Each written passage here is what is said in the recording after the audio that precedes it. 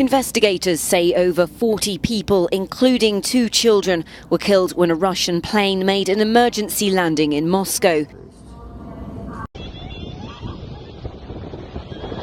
The Sukhoi Superjet 100 crash-bounced along the tarmac at Sheremetyevo Airport before the rear part of the plane suddenly burst into flames, leaving a trail of black smoke billowing from it.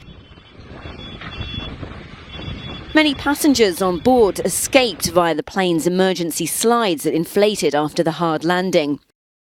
The craft, which had been heading to the North Russian city of Murmansk, had been carrying 73 passengers and 5 crew members.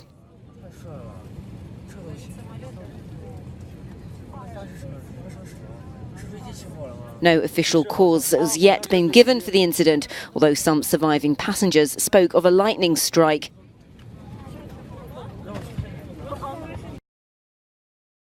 Russia's investigative committee are looking into whether the pilots had breached air safety rules.